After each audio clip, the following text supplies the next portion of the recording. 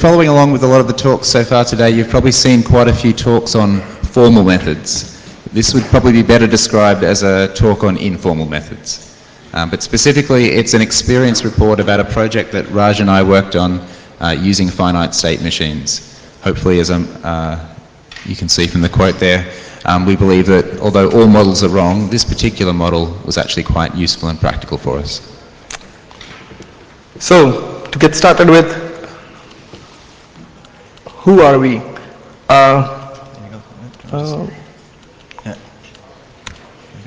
No.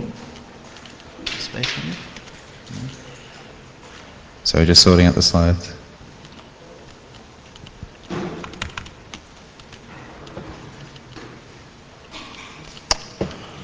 We're building a bank that the world loves to use. 3 years back, we got our banking license. We're a German bank.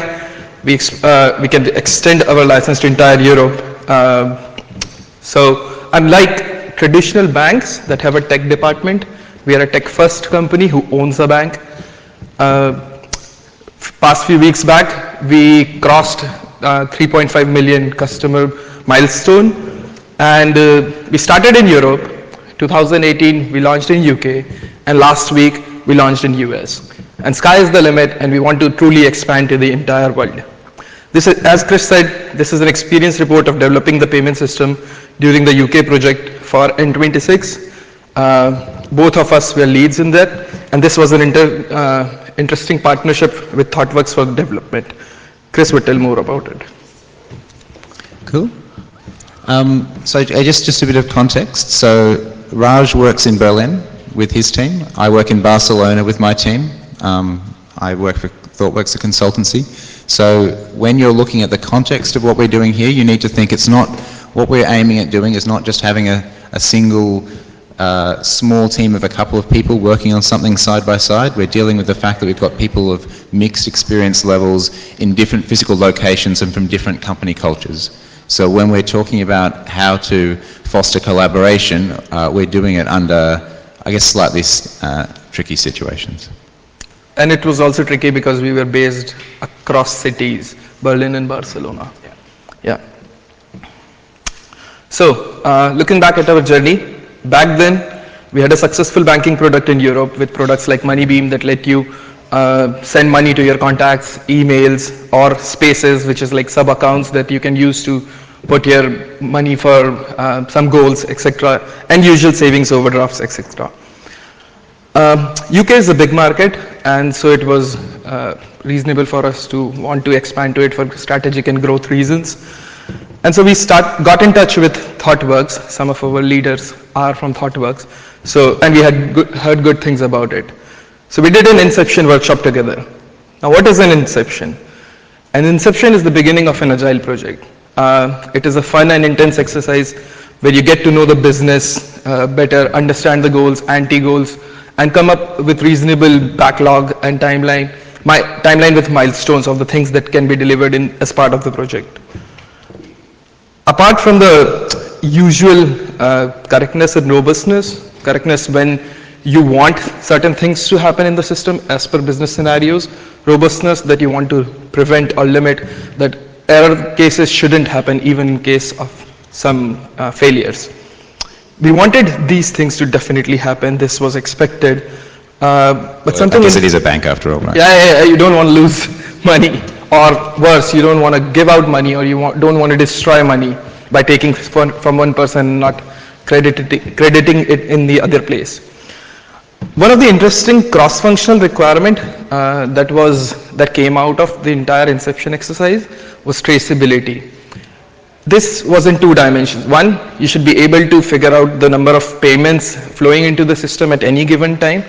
Second, if you want to drill down and zoom into one particular payment, you should also be able to try, understand and look at its history or trail. So these were our goals. UK has multiple schemes. We built support for 2 of them, faster payment schemes, which is more real-time and has SLAs of seconds. And the other one, which is Bankers Automated Clearing Scheme, which spans across days, and Chris would explain more. Yeah, so in a way, FPS, the faster one, is almost boring because it works the way you might want a payment scheme to work. But BACS, which is still very important in the UK because it's used for paying salaries and for direct debits of bills, is a bit more complex. And so obviously have credibility as a product, we need to allow people to conduct their daily business, which is going to include their salary. So BACS is best understood as a digitalization of a paper process, right? It's not designed to be something from the internet age. So it actually happens over 3 days. So if you're actually British in the audience and you've wondered why you might have salary or something else and people say it might not arrive till the day after tomorrow, the reason is that the way BACS works is that on day one the payment is initiated. So let's say you're transferring money from a bank. That's the day that paperwork is done. Now that paperwork is actually transmitted overnight, and when I say transmitted I mean in the old days carried physically from one bank to another overnight to the receiving bank. On day 2 of the day 3 process, both banks get ready. So that's when you check the accounts exist, that's when you make sure that everything's above board and you have enough money to do the transaction, things like that. And then on day 3, that's the agreement that the money moves. So it's almost like a 2-phase commit kind of thing, whereas on day 2 everyone gets ready, on day 3 it happens. One particular peculiarity that you maybe should be aware of is this is, when we're talking about days, we're not talking about calendar days, we're talking about English banking days, and I say English specifically. So if there is a public holiday in England, the money doesn't move. If, for example, a couple of years ago Kate and William got married, there was an extra public holiday, that affected the processing of payments. So it's kind of, I think of it sometimes when I think of this kind of payment scheme, I think of the dad from Mary Poppins, kind of a kind of old-fashioned British banker. It's not something that's designed for us to be easy in our implementation, but if we want to play ball and be a real bank, we have to support it. And I remember, because we were doing this in Berlin and with people from Barcelona, we had very less understanding of it. So it was very amusing for us, and we made the joke that probably there is some poor intern back in the days who's just physically carrying the papers to the next bank, and that's how and why it is 3 days. Yeah. And they're also making money in those 3 days, right? Yes, well, yes, the money is kind of usually unavailable for the person who sent it for those 2 days, so yes. Yeah. So somebody's owning it, you can use it for 2 days. Right, so there's commercial interests in not upgrading, yes. Another interesting thing for us was that on the other side, one team was working on faster payment system where you were like, oh, you need to be so fast and one payment shouldn't impact the other. And we were really timing that the payments are delivered end to end between 3 seconds. On the other side, this spanned 3 days. 3 days, yeah. And we had to intentionally mimic this behavior. Cool. So the context in which we're in is an extreme programming agile environment. That's the way we build software. So one of the things we wanted to make sure we did is not introduce abstractions that weren't justified by the problem domain. So we didn't want to start saying, well, what computer science concepts are we aware of? Let's put them in a big pile and that'll make our system. Any more than in the old days, if you were doing object-oriented programming, you should get the Gang of 4 book, get all the patterns and put them in a pile, and there you have your system. So what we wanted to do was actually, in our collaborative workshop, let the constraints and the requirements of the problem come out, and we would use that to guide us towards a solution. So what you see here is one of the photos from the boards on the workshop, and the reason why I've isolated this one is it starts to look something like a finite-state machine, if you're familiar with them. This wasn't designed to be a particular formalism, this was designed by a business analyst trying to track what happens at different points for AC, which is account check, when we're actually moving the money and when we're doing what thing. So it was when we saw this kind of natural way of framing the problem from our non-technical stakeholders that we started to move towards the abstraction we chose. So before we move forward, this talk is about finite-state machine. But I think on one side it is bold of us to assume that everyone in this room knows what a finite-state machine is. But it's also kind of dangerous because I don't know who's listening on the other side of the live stream, and they might not know. Yeah. So how many people here know what a finite-state machine is? Okay, Cool. That's almost everyone, because this is a nerdy, geeky crowd, right? And how many people have actually implemented a finite-state machine in a production system? That's like 30%. And now imagine this. Think about it for a moment. Everyone knows what a finite-state machine is. but the industry has clearly not met with academia. And this is what the theme of the conference is as well. So let's formally define what a finite state machine is and create a baseline. It's a finite state machine is a mathematical model of computation. It is an abstract machine that can be in exactly one of a finite number of states at any given time. It can change from one state to another in response to some external input. The change from one state to another is called transition. And it is defined by the list of its states, its initial state, and the conditions of each transition. For example, this was from Wikipedia. For example, this is a finite state machine of physical states of water. You have ice, you add temperature to it, it moves to water. You add more temperature to it, it becomes steam, and the other way as well. Key thing to note here is water can exist in only one state at a time, and some of the transitions are impossible. Yeah, so you can't. It's illegal in this model to go from like ice to gas. Yeah, and it is kind of similar to what we were trying to do in our domain as well, because you don't want to give salary or take money unless account checks have passed or mandates exist. So this is the first iteration of our finite state machine, which is a formalization of what you saw on the whiteboard before. So given we're doing things in an iterative way, we actually built the happy path first. That's not to say we released it to production, but we laid it out first, because what we wanted to do was have a workflow where we could continually iterate on a system that was coherent and correct under its own partial specification over time, and give the different people on the team an understanding of how they would contribute within the design. So we liked the idea, and we kept on evolving it.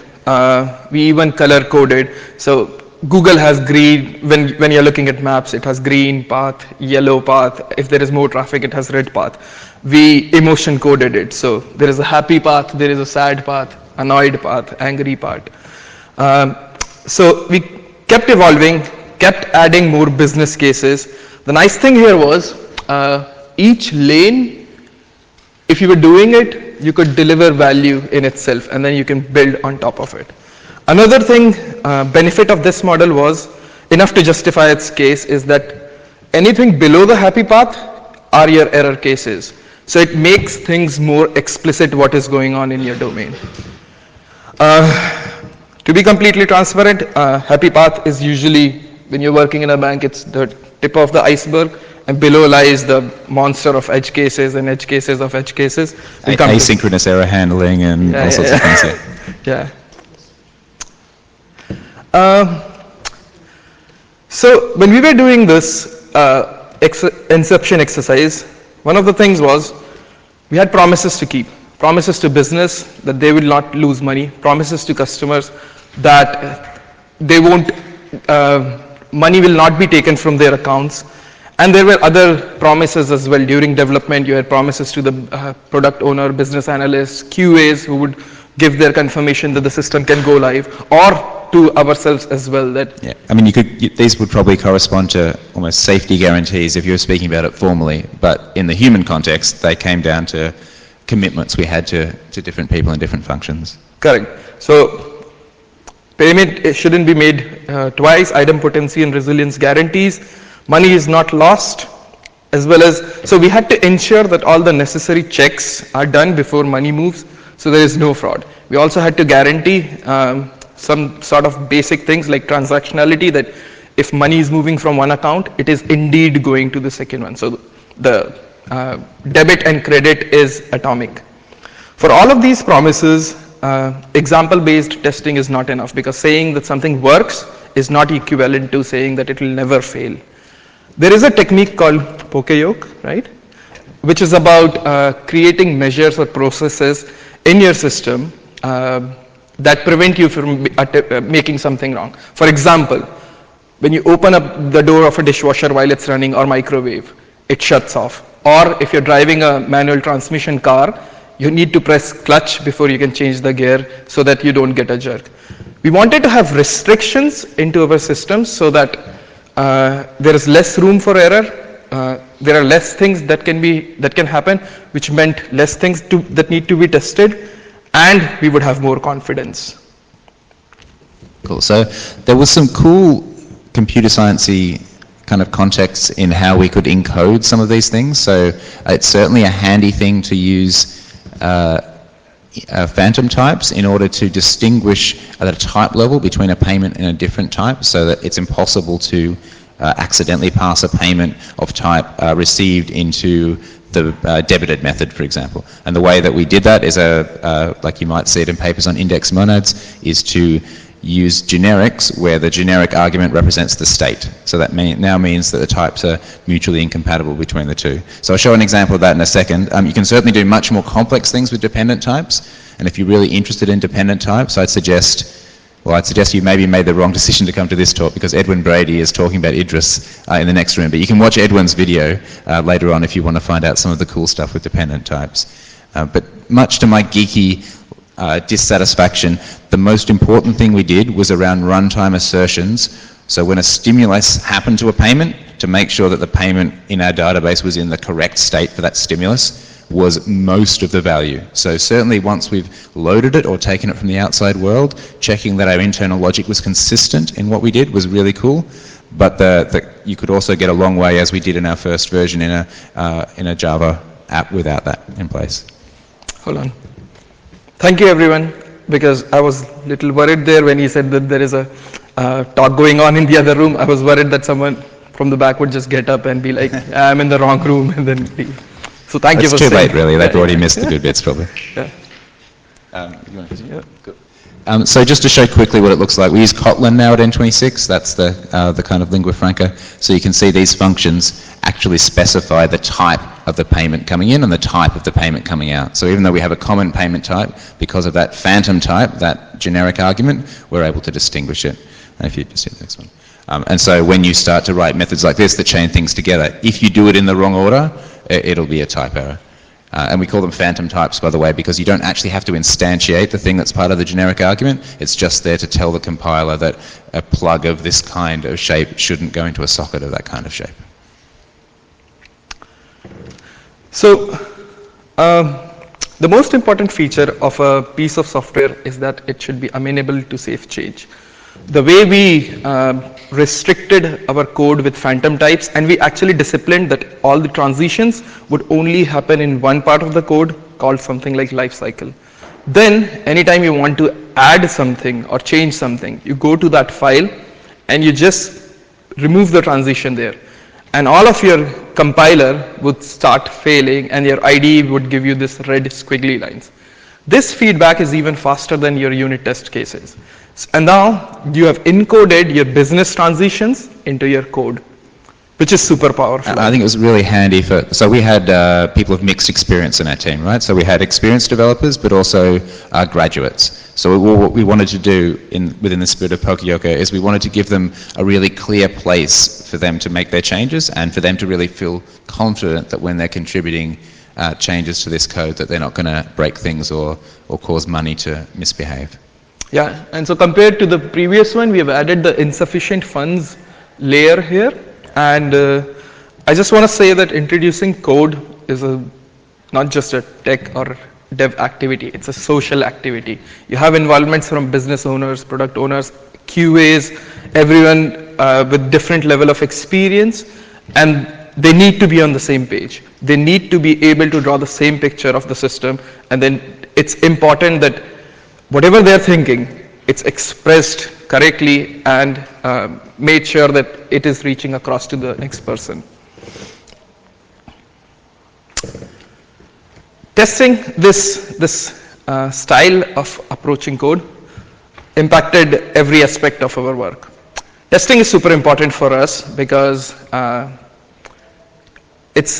we practice continuous deployment. So anytime, which is super impressive for a bank, your regulators and auditors are always fascinated because think about it, compared to traditional banks where you have deployment cycles of months, anytime something gets merged in our master, it gets deployed to live, which is super powerful. The way we are we've been able to achieve this confidence is because of thorough testing. So we wanted to have clear guideline and make sure that people in the team are respecting the testing pyramid, which means like having proper unit test cases, integration test cases, service tests. We also use something called a journey test. And we wanted to have a clear policy that guides everyone in the team for this. For us, the combination of TDD and journey test help us achieve that. So what is the journey test? Let's look at these 5-6 lines of code.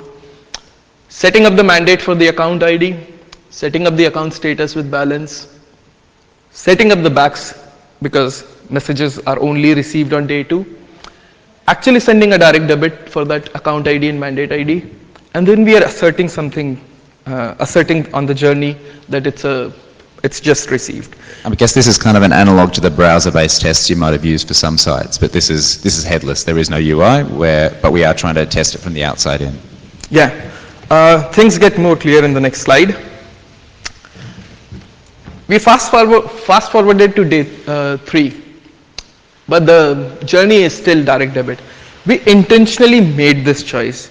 We don't want to be super ambitious and process it at midnight. Imagine if it's someone's birthday or anniversary and they get a notification that money has been deducted. That's not a nice user experience. So, like I said, we could have been ambitious, but we intentionally, deliberately trying to mimic a behavior in the system. Then you fast forward to day 3 at time 9, configured interval, and now you're ensuring that the journey is in the order in which you expect. So that takes a list, just Kotlin sugar around it. Yeah, and I guess when we say what we expect, the strength of this is not so much that we can do an assertion in test code, right? That's well understood. It's that by framing the structure of our application in this way, we could show this journey to a business analyst or product owner or other people on the team. And when we said we had an assertion, that was effectively good enough for them to have confidence that the system was doing what they, in their informal thinking, expected. I have a quote wall from the time when we were developing where we said, giveth at night, taketh away in the morning. Cool. So this was our resilience model. And again, this was guidance that we did in design decision making so that everyone on the team, whether or not they were experienced, would be able to understand how to contribute code to the project so it could be safe to go straight away to production. So the way we structured it is that every time we caused a side effect or read a transient value, so every time there was an effect or a co-effect, we snapshotted that value and that new state was saved to the database. And we also update the history so that we would have an idea of the whole journey.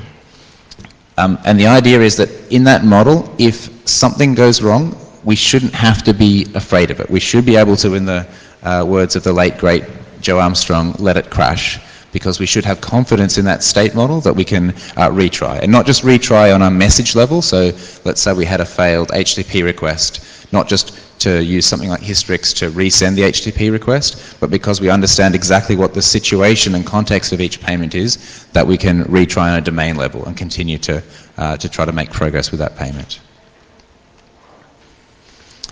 One other thing that we did in order to satisfy ourselves that this resilience model was actually working, because I've definitely seen code bases where the happy paths are tested a lot, but the resilience model is not, is to use fault injection. So in our tests, we have fake collaborators, and so what we would do is, let's say the payment processing system, we would configure it to issue incorrect responses or errors as well as the correct ones. And then what our journey tests would do is check that we would continue to make progress towards a correct payment, even in the face of adversity.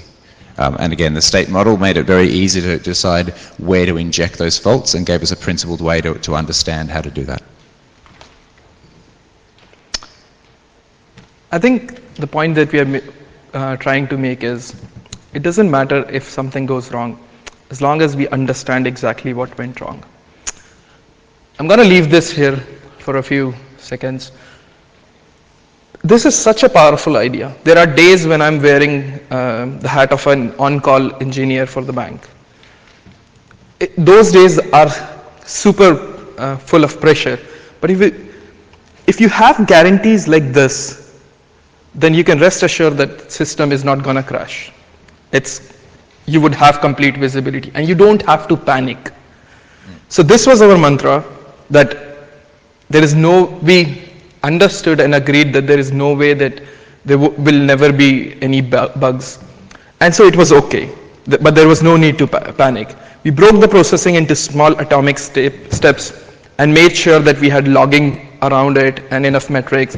And so we could always recreate the history or the audit trail. And so anytime you wanted to know the exact journey of a payment, whether it's a customer is calling customer support and wanted to know what is going on, why they haven't received their salary, or why did the money go yet not reach someone like Netflix, then you can export the history that we had created previously. So this is statement, which was our mantra, gave us a lot of confidence. In fact, the history that we've been talking about, or what we showed you in Journey, we were persisting it into our database and we actually exported it. So this is a rough output of what the API response would look like. Some payment ID created on Friday, but because the scheme honors holidays, you can see that even though it was received Friday afternoon, it only went through account check this morning. The poor guy didn't have enough money. So when at 9 we attempted to debit money, we send a notification and mark the status as insufficient fund, because if someone comes to trace why did they receive notification, this is our proof. And then we again retried 2 hours back. And as you can see, it succeeded. To be clear, this is a cunningly constructed fake. We haven't actually removed money from someone's account or violated someone's privacy to say this. Yeah. Cool. So we wanted to talk, since it's an experience report, about the things that went wrong, not just the things that went right. So one of the first challenges we got from people elsewhere in the organization was around the efficiency of our persistence and polling model. So we had to keep doing different things. We broke up the processing of a payment into small steps. So frequently we need to save the payment and then later again pick it up and do the next thing with it. So we actually had some problems with CPU usage on our database servers from this kind of abuse of a relational database as a queue. But after kind of talking through it, we believe that wasn't actually a problem with the state model itself, like being able to, we don't get so many payments, and many other companies that are showing off today, like Google and Facebook, have many more transactions than us. Really the problem was that we made a cheap decision on how to really simply store our states early on in the project, but we didn't have a good enough process for knowing when we needed to let go of the decisions. So actually we would say that a better ADR or architecture decision record process would have been actually what was needed to solve this problem, not a different model. But certainly if we did change that state model, for example, from using a database as a kind of a pseudo queue through to using a queue itself, the nice thing is because those journey tests operate at the logic level of the payment, we could swap that out without being afraid that we've somehow compromised our payment processing. Another challenge was we got the criticism that maybe we had too many states in our system. So in the beginning, when you saw that linear graph, it had like 6-7 states, which was super nice. We started building the system built on top of it. But then there was a point where we had like 40, 45-ish state. And at that point, people started cringing and saying, did we get too ambitious? Were we just playing with the model and created states for the sake of it? Well, our counter argument was that the state model is not too complicated, but rather the domain itself, which is complicated. And maybe we should fix that. Interesting conversation, and FSM served as a finite-state machine model, served as a basis for that conversation. But I guess we hadn't had the states. I think it's not so much that the other systems within the bank were simpler, but that the complexity they had was not visible or able to be talked about by everyone. Yeah. It was all in wikis, whereas this made it more visible. We liked what we built, and so we started sharing with others and realized that other teams were also trying to do something similar. Everyone had a finite state machine in their system. But then as we looked deeper, we found that people had different implementations. And so we are not claiming that just using phantom types is the perfect way of doing it or the only way of doing it. Some people did it with inheritance and recursion. Others tried it more event-based message passing approaches, sending messages across the systems. Someone even brought to my attention that Tinder created a finite-state machine in the company and then outsourced it. So I'm pretty sure that right now in the production system of Tinder, there is a transition that moves some poor guy from available to rejected on swipe left. Yeah. So, but this does strengthen our basic idea that finite state machine is a 101 concept. I want to show you something. So we wanted to explore the idea of being able to parse our DSL and convert graph out of it. Because I guess one of the challenges we had is that the documentation of the graph and the code are separate entities in our system. Yeah, and turns out someone actually did it on top of that Tinder library, and yeah, there is that magic plugin button. You don't have to actually read it. This is your state machine. Just press it and it turns into a doc. Imagine how powerful this is if you're running this as part of your build pipeline. Your code gets automatically snapshot and versioned. This is amazing. Yeah, I'm just saying that especially when we have our banking auditors who want to understand exactly what's going on, the ability to guarantee that the documentation is consistent with the code would be really nice for us. Yeah. Want to do the conclusion? So yeah, so in conclusion, abstractions like finite state machines, or maybe I should say models, can serve as a ubiquitous language for your team, not just your system itself. If you're an old school agile person, you might also remember that Kent Beck talked about system metaphors in the first version of XP Explained.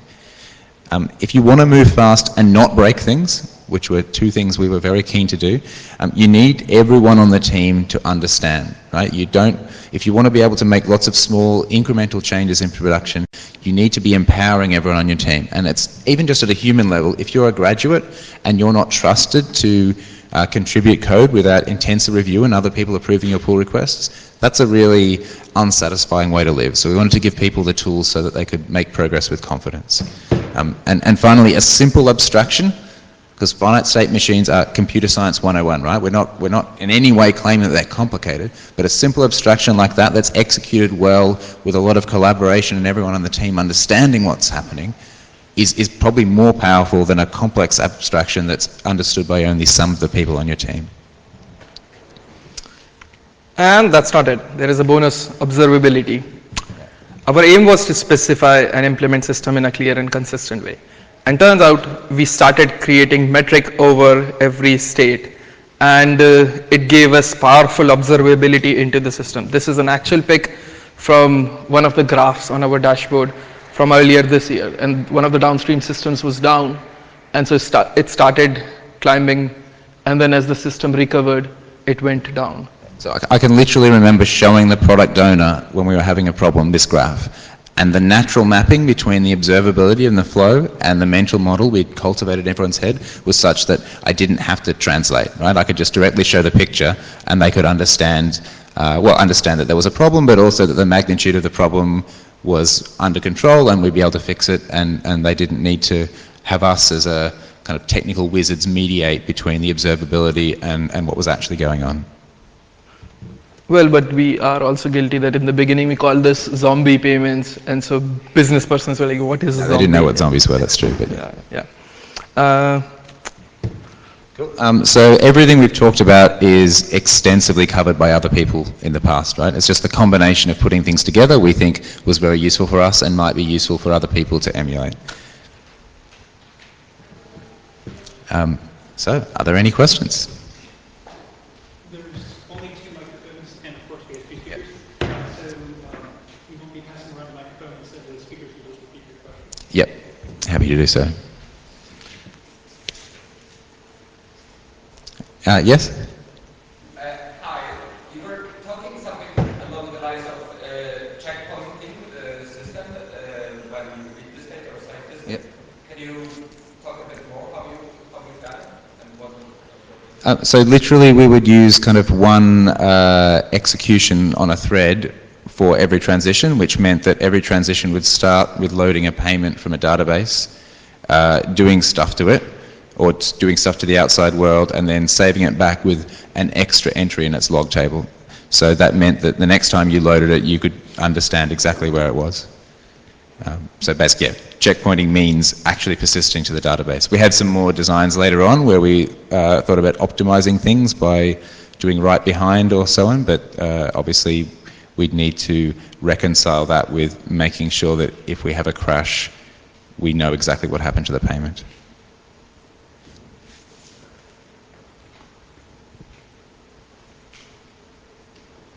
Any other questions? Yeah.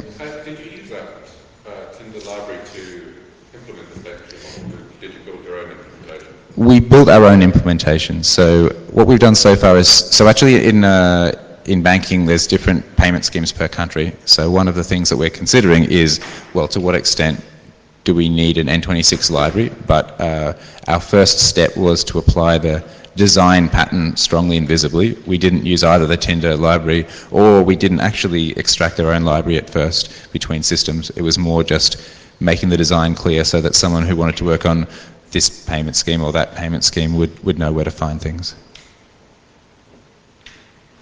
Yeah? You said you use the Finite-State Machine as the communication device for the whole team. So how did this representation of the Finite-State Machine look like as a means for communication? So, an example of how this Finite-State Machine, how did you work with it in the whole team? cool. So the question is, what did the representation of the Finite-State Machine for the whole team look like? So at certain times, it looks very similar to the graph that Raj showed earlier, where you have the different levels, and it was physically, at least at one stage when we were in one space, on the wall. So the kind of the interaction would practically look like saying, oh, we need to cater for this situation, what should we do? And so people would kind of stand around the wall and say, okay, so we've got this one, and we need to somehow get to here, maybe we need to add this new one, and they put like a new sticky on the wall and discuss it that way. So it was kind of a visual design tool. I think that the times when we had that space, it was significantly easier to actually make things work. And I noticed that when we didn't have that in the physical space, it was almost a problem because people would imagine that Confluence is just as good, or you can just go and look at it online, but something about being able to be in the same physical space as people and manipulate the physical object was actually really useful for us. And to add little, if you're interested about the detail, the state machine essentially had three entities. One where you would define lifecycle or transitions. Yeah. Second, an actual machine that can figure out for a particular state which is the next transition, so it interacts with the lifecycle. And then the third, the actual executor, as Chris talked about earlier, where the actual processing and all these things like storing, metric, logging, these things would go.